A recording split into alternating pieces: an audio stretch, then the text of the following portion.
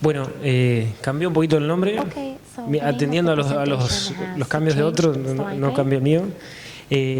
Numa trabajó en la misma zona de estudio que yo y a una escala regional, entonces fue un complemento lindo porque en el mismo momento estábamos tomando las mediciones de arsénico a diferentes escalas. Este título más o menos une los temas que trabajábamos los dos. Él estableció un poco la caracterización del contenido de arsénico en agua y en sedimentos de la cuenca completa, y yo en una zona aplicada a la exploración, en una zona detallada. Les vuelvo a esta foto. Este señor de acá puede tener un par de vacas, por ejemplo, y este señor de este campo de acá puede tener trigo, maíz, todo lo que quiera, y en superficie no se ve casi nada de diferencia. Sin embargo, este tiene la calcreta, la tosca en superficie, y este señor hasta puede tener 5 metros de este sedimento. O sea, hay mucho más de invisible a los ojos de lo que puede. Entonces eso, en ese aspecto, ayuda mucho a la exploración hidrogeológica. Esto es la estructura de la presentación, un par de filminas de motivación para ver los alcances que puede tener, porque uno nunca llega a buenas cosas, entonces vamos a mostrar lo de otros. Los objetivos de nuestro trabajo, de la descripción, digamos, de toda esta región un poquito para que la puedan diferenciar o intentar ver lo que vemos, algo de la metodología y los resultados y conclusiones. En sí, como ya han explicado varios, hay diversas fuentes de arsénico. Todas están favorecidas por las bajas tasas de lavado en estos grandes acuíferos que nosotros hablamos, en zonas de llanura. Ese terreno llano, el bajo potencial, digamos, energético que tiene la superficie como para movilizar los materiales, hace que se enriquezcan los acuíferos en los solutos, en los químicos, digamos, que libera el sedimento. Además son sedimentos jóvenes que tienden a estar cambiando químicamente. El flujo subterráneo lento, y en general hay un balance hídrico, o sea, la relación entre la precipitación como ingreso, la lluvia como ingreso de agua al sistema, y la evaporación, que en general tiende a ser a medio a negativo, ¿no? A estar en déficit. Y esto genera dos condiciones generales de procesos que favorecen la liberación de arsénico, que no vamos a profundizar, pero que en nuestra región predominan siendo con pH, por ejemplo, mayores a 8 o alta alcalinidad. Hay un trabajo que denominan la distribución potencial de arsénico en las aguas subterráneas superficiales, someras. En general, ellos encuentran de que los sedimentos, la presencia de sedimentos y suelos jóvenes y de grano fino, como bien dijeron varios, son fuentes para favorecer ese incremento de arsénico. Entonces, el aumento en la probabilidad de la presencia de arsénico, en cierta forma, está relacionado a estos factores, pero a lo que hablábamos también, a la presencia de una precipitación, una lluvia menor a la evapotranspiración, siendo negativo, entonces hay un déficit, pH alcalinos y esa alcalinidad. En cambio, este ambiente reductor, en general ese balance es inverso, hay lluvias, hay mayor cantidad de lluvias, son zonas húmedas, en general zonas ecuatoriales o zonas polares, y digamos, no está muy representado en Argentina, pero se pueden llegar a encontrar. Se acumula más la materia orgánica, están cerca de los ríos. Y si esto lo vemos en zoom para nuestra región, se presentan, es un estudio mundial, ¿no? Ya está pixelado, digamos, pero a incrementos en los contenidos de arsénico hacia el río Salado, hacia las desembocaduras, o como en la zona nuestra, en la cuenca del arroyo Claromecó, con contenidos intermedios a elevados. Los mapas que han existido hasta hace poco, mañana van a presentar uno mejor, tienen ciertas semejanzas. Las zonas de las sierras tienen los valores bajos, o en el oeste medanoso, con gran cantidad de médanos, o en la cuenca baja de la cuenca del río Salado tiene esos valores elevados. Y como metodológicamente, esto que hablamos nosotros de exploración hidrogeológica, por ejemplo, como bien saben nuestros profesores invitados, en la India, digamos, es común encontrar zonas que tienen bajos contenidos de arsénico junto a otras de máxima.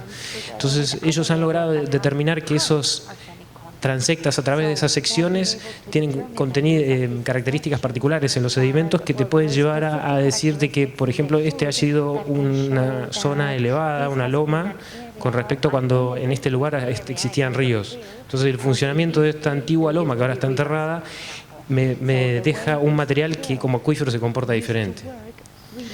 Esas lomas, si bien no es perfecto, pueden delinear acuíferos de bajo contenido de arsénico. Lo mismo otras técnicas de exploración, no vamos a ser precisos, pero pueden marcar límites de litología que cambian esas condiciones de flujo que, como comentaba Sebastián, pueden favorecer a que el tránsito sea lento y que el mayor contacto de los sedimentos. Lo mismo, los perfilajes geofísicos son herramientas que uno baja a una perforación y puede llegar a medir, por ejemplo, la radiación natural que tiene el sedimento, y eso puede ser relacionado con los contenidos de ceniza. Eso lo han hecho en otros lugares. Todos son métodos indirectos que desde una herramienta infiero otra observación, pero me evito de hacer otras obras o métodos costosos de estudio directos. Otro tipo de estudios son, por ejemplo, en este valle del oeste de Estados Unidos, identificar niveles particulares que tienen elevado contenido de arsénico. En los términos de las perforaciones, yo puedo obtener el registro de esas variables geofísicas que me detallan cómo son los sedimentos y, por ejemplo, medir cuánto agua está sacando con el bombeo. Por ejemplo, saco 20 metros cúbicos hora. Yo entiendo de que está aumentando el contenido de agua en superficie y puntualmente qué valores de arsénico puedo tener a diferentes profundidades. Si estos valores los considero altos, se puede modificar la perforación para que solamente tome de los valores superficiales, se reduce el caudal a la mitad, pero los contenidos de arsénico que se sacan puntualmente son casi 200 veces menos. Entonces, los objetivos específicos nuestros fueron evaluar la presencia de arsénico en acuífero, tanto en sedimentos como en el agua, caracterizarlo por técnicas de exploración, particularmente geofísica de superficie, o bien teniendo las perforaciones con los perfilajes de pozos, y relacionarlo con las características mencionadas. Obtener un modelo conceptual del comportamiento del acuífero pampeano en la zona. Como para que tengan un poco de detalle, esta figura va desde rojo, con balances hídricos, o sea que la lluvia es menor a la evaporación, y eso me da 1.300 milímetros contra un azul de 2.000 hacia las cataratas del Iguazú. En Tres Arroyos, aquí al sur, ese balance es 80, o sea, significa que no es muy elevado comparado a lo que sería el comienzo de la Patagonia. A su vez, el sur de la provincia ven que tiene características de terreno muy diferenciales que marcan que en el entorno de una ciudad puede haber diferencias de relieve importantes de un par de metros que te condicionen ese movimiento del agua subterránea. Nosotros trabajamos en 3 escalas de 100, 10 y menos de 1 kilómetro cuadrado que estaban ubicadas concéntricamente, digamos. Entonces, como para que se orienten un poco, desde la cordillera de los Andes, pero en la primera parte, en los 200 metros sobre el nivel del mar, la provincia de Buenos Aires, tenemos este aspecto. Las sierras al sur, cerca de Bahía y de Tandilia, tenemos ciertas secuencias de sedimentos loésicos, como bien han mencionado, que no se sabe mucho, pero sí en lo que es geología de superficie se lo puede diferenciar en 2 tipos de unidades. Una de entre 3 y 6 millones de años y una relativamente reciente que está rellenando las zonas bajas, como decía bien María del Carmen Blanco. Ese perfil de sedimentos que diferencia cada una de esas zonas implica procesos que pueden ser muy diferentes en términos de cómo ingresa el agua a ese sistema. Entonces, y para lo que es de geología de subsuelo, o sea, que se conoce menos, es que nosotros estudiamos hasta los 80 metros, pero mínimo hasta 150 metros de profundidad en donde estábamos nosotros, en Tres Arroyos. Tenemos este acuífero que se sabe muy poco y por debajo tenemos otros acuíferos como el Paraná o Ipo Paraná, que, como han comentado los compañeros de AISA y de SOSBA, o sea, los explotan en otras regiones, pero por ejemplo en el interior de la provincia no son casi conocidos y no se los explota. Y particularmente los valores bajos de arsénico que tienen en el conurbano de Buenos Aires se deben a estos acuíferos, por lo menos en algunos inferiores, ¿no? Así que es de interés también para la región poder conocer esos acuíferos porque son alternativas. Para lo que es contenido en sedimentos, Numa Sosa pudo encontrar que estos contenidos se vuelven máximo en las zonas próximas a los ríos y a las desembocaduras, como bien dijo María del Carmen, y colegas nuestros del instituto previamente encontraron valores elevados en torno al Quequén Salado, que es este límite, y en torno a Tres Arroyos también, pero próximos a los ríos. Las metodologías que utilizamos son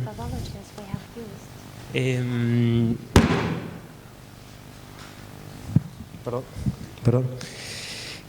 Esa caracterización física del terreno, tanto topográfica, geológica, o cómo ese sedimento se relaciona con la superficie y superficialmente con los suelos, lo hicimos de forma muy detallada, como para poder diferenciarlo de escala local. Hubo una prospección directa, o sea, donde uno puede tomar la muestra directa de lo que está queriendo analizar, son perforaciones o a través de perforaciones existentes tomar muestras de agua, y estos métodos en general indirectos, como obtener esta variable del terreno, que es resistividad, digamos, sería como inverso a la conductividad eléctrica del sedimento, del acuífero. Bueno, vamos un poquito con los resultados, pero vamos rápido. Primero vamos a hablar un poquito de estas partes físicas y después un poquito más de las características del agua. Estos sedimentos se caracterizaron también con microscopio y demás, y se hizo un conteo de la cantidad de minerales que tenían estos sedimentos por dentro. En general, los sedimentos más profundos se lo ve más meteorizados, no voy a ser muy específico en esto, mientras que los sedimentos más superficiales tienen esta elevada proporción de calcreta, pero así tienen mayor alteración. En cambio, los sedimentos más someros, que representan otro ciclo geológico más moderno y más temprano, tienen un elevado contenido de vidrio, como ven estas formas curvas acá. Ese vidrio volcánico, resultado de las explosiones de lava, que después fue volado desde los Andes hasta aquí, sigue fresco y alterándose.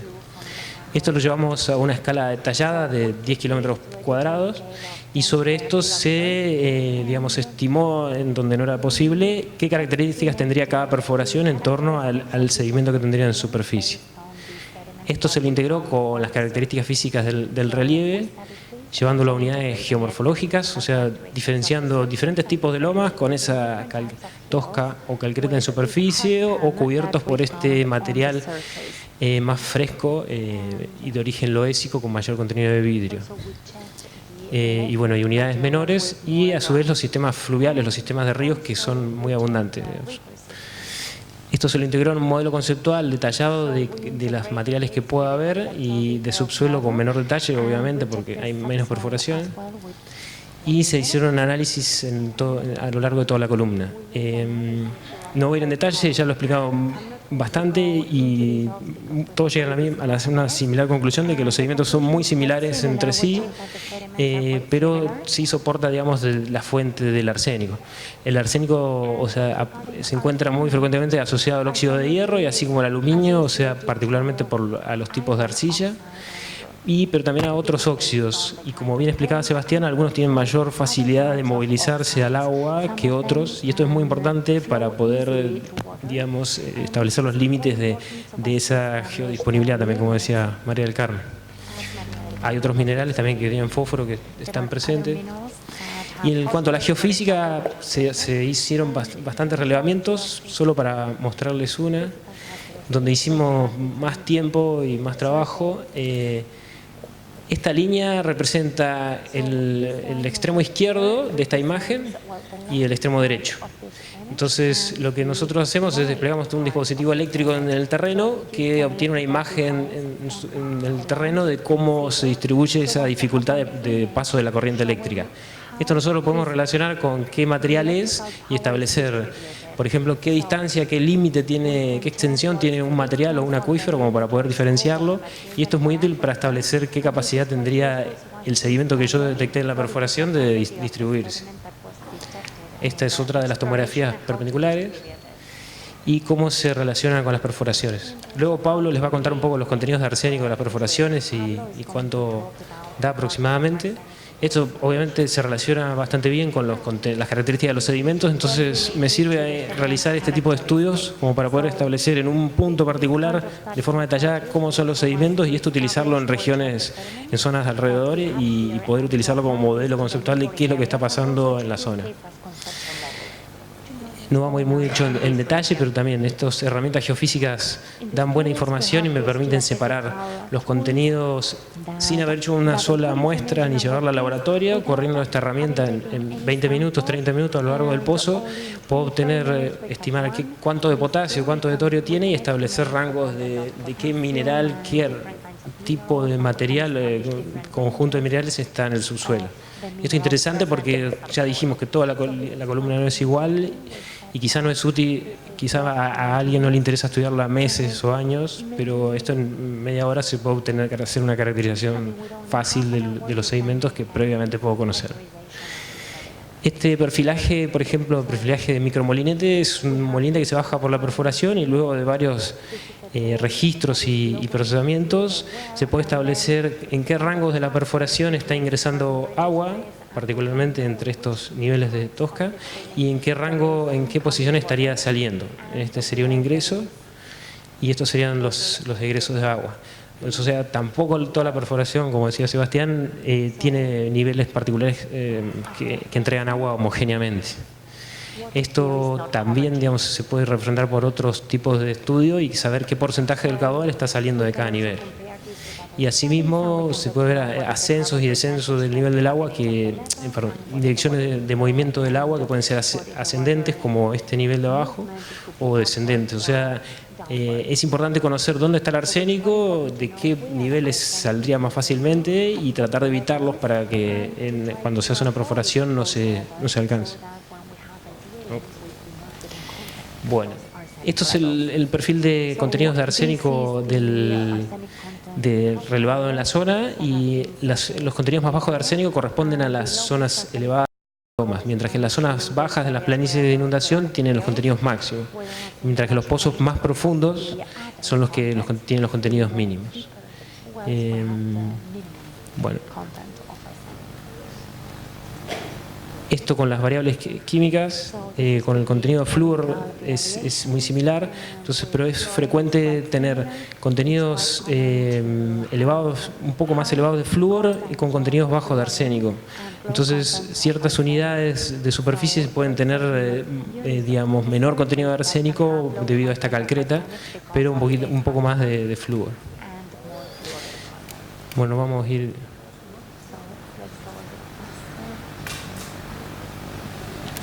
En sí, y el modelo conceptual general. En sí, las zonas elevadas, en general con esta posición, lejos del río, tienen valores relativamente bajos de arsénico, mientras que las posiciones que están en contacto y en interacción con los sistemas de ríos, aportando agua al río, tienen valores elevados de hasta 200 microgramos por litro.